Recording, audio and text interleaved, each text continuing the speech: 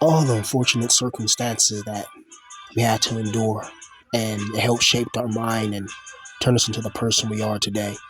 And every single day we should be evolving. We should be consciously evolving, mentally evolving, physically evolving, spiritually evolving, knowledge ever increasing in certain subjects and attributes, and keeping your mind healthy and keeping your mind fed. You see, I truly feel like this whole world is a systematic, automatic, non-democratic, totalitarian prison, you know, and it's designed to break you. And you will lose yourself in this world if you don't stay grounded in your talents and your attributes and the things that make you happy. You know, this world has a funny way of taking pieces of you and breaking it to shards of glass, and then taking those glass pieces and writing it into glass dust and then throw it into an abyssal shadow ocean, never to be seen again. And that former self reflection you once had, it just turns to something different. It just transforms into a storm of oblivion. You must never let this world turn you into a drone and turn you into a clone like everybody else. You must always keep your uniqueness, always keep your perspectives and your fascinations, always keep them. Hold dear to what makes you you. Because at the end of the day, that's all you have. There was never another you, unless you believe in multiple timelines, multiple dimensions, But there will never be another you in this particular dimension at this particular time. So find out things about yourself you never knew. Find out what your limits are. Find out if you can leave your comfort zone and you can try to achieve great things. Because we got one life, and a lot of us has been devastated, tormented by demons of the mind and demons of the spirit, isolated, isolated to oblivion, to the point where people just they go into their own mental worlds and mental dimensions. And some of the greatest philosophers are actually isolated from people. A lot of problems in this world, it comes from people. It comes from ignorance. It comes from envy. It comes from low vibrational frequencies. Look at the wars going on right now. All this technology. I mean, if you're a rich person or something like that, you could order food, online. You can order video games online, order ice cream online, have it delivered to your door and stuff like that, right? And you have all this advanced technology, but simultaneously you have a war in Ukraine going on, and you can watch that while you're eating those things and see people just murdering each other. And it's like, you would think humanity would learn the insanity of war, but war seems to be a necessary evil for power attention and power ascension. It's like a natural acclimation of devastation when it comes to this war. All these wars that you see, when you get these tariffs, because that's a war against the people. When you have the president who's ordered by his puppet masters to increase the inflation, to make our lives more harder, to increase the devastation in their lives, to increase the annihilation, to increase the temptation of wanting to do evil things to get out your situation, right? There's a reason why a lot of rappers, when they sell out, they sell their souls or whatever the heck, they sell it and they get, quote unquote millions of dollars, and they do sacrifices and all type of stuff. You guys heard the story, you heard the spill. I don't have to repeat it, but the way the world just torments you when you don't fit into the normal society, when you don't like abiding by the traditional rules or regulations that are just there for restrictions and soul annihilation. It's very brutal, man. You have to find like-minded people in this world, and to find a team and find people that think like you, that act like you in a way that, not like act like you like a clone, but you know what I mean. People you can talk, deep, introspective, reflective thoughts with. You can talk about all types of quote unquote conspiracies, but a lot of these conspiracies be real because if you know where to look, you can see the evidence. There's books written, there's people that came out and whistleblowers, all that, and then they get neutralized and their books get out of print. You know, there's so much in this world, so much imagination, so much fascination. There's so much to fall in love with this world. One of my dreams is actually to travel, you know, go to different countries and things of that nature. See different people, see how different people live their lives, see how their energy is. Because each nation, I believe, and each type of people in each area within the nation, each city, it has its own little spirit, it has its own little vibe, you know. and that's due to the people. You know, you go to different places, like you've ever been to Hawaii. The people got a real cool vibe. Some of those island people are some of the most coolest people. You know, smoke weed. You know, eat their barbecue. You know what I mean? You know, stuff of that nature. Very loving, caring people. Love to eat. They love to cook. You know, very homely, good people. You know what I mean? And you know, I wish the world was much a more friendly place to people that are creators and innovators and people that are artists by nature and artists by heart. It's like being trapped in a hostile void, a void of damnation and annihilation, a void that leads to a lifeless situation where there's no damn escaping. It feels like, you know, a lot of people would be happy if things were different. And we already know what it relates to. It goes back to the banks, and we already know who owns the banks. We already won't have to say it. It starts with the J's. And if you control a bank, you control the whole nation.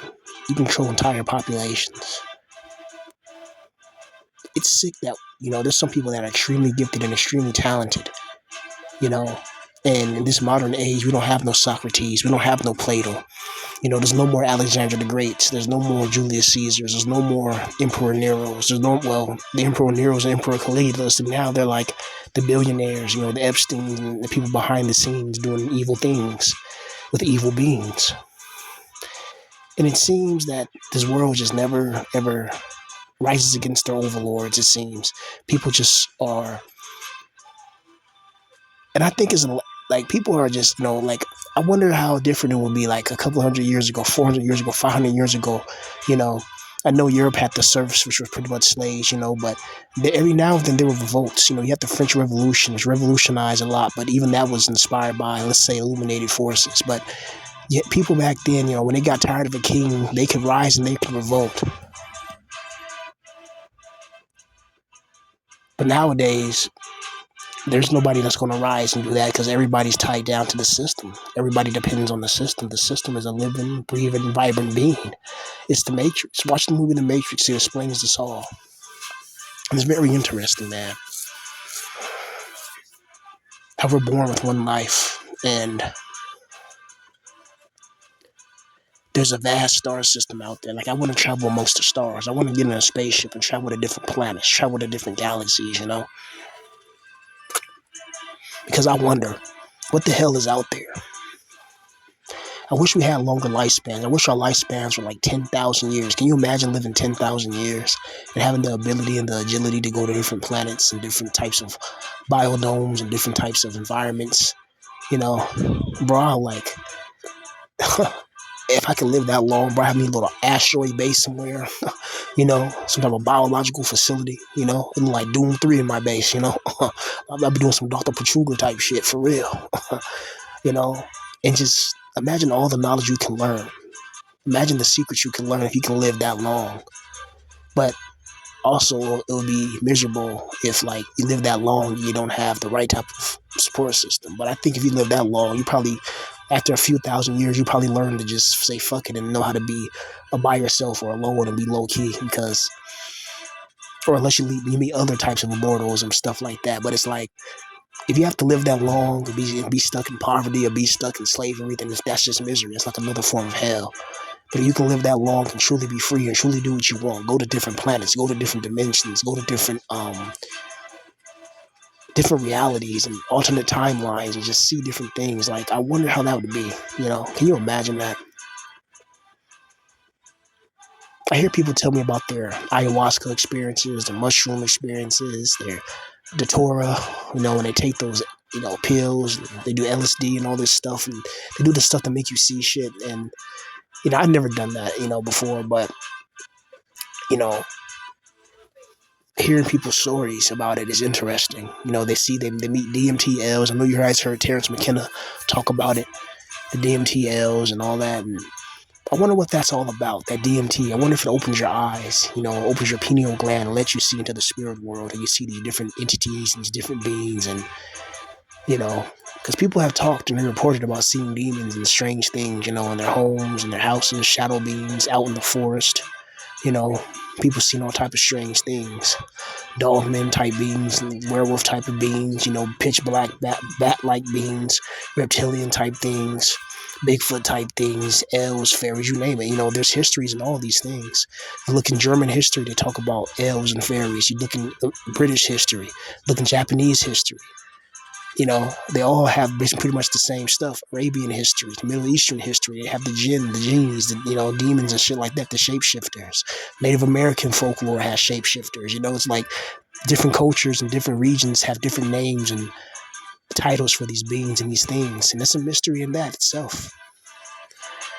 What are we as humans? Are we really the flesh or are we the spirit? And if we're the spirit, how come we weren't just born and given the spirit form from the beginning? And given infinity and infinite life and infinite health and infinite virality and infinite viability and possibilities. These are the things sometimes I think about, man. It's just interesting. I wonder how far we could get as a species if we just work together. Get rid of the racisms, get rid of the classisms, get rid of all the stupid things that set us apart. Work together as a people. I think it was the Bible. I think that story of the Tower of Babel. I think the people, they were trying to build like a gateway to heaven or a ladder to heaven or something like that. And pretty much what I think it was, I don't think it was an actual like ladder. I think it was like a giant like teleportation system where they probably went to the fallen angels or the fallen and they got the exact coordinates to where like, the heavenly throne or whatever dimension that is, and they match the frequency up and they can teleport everybody to it.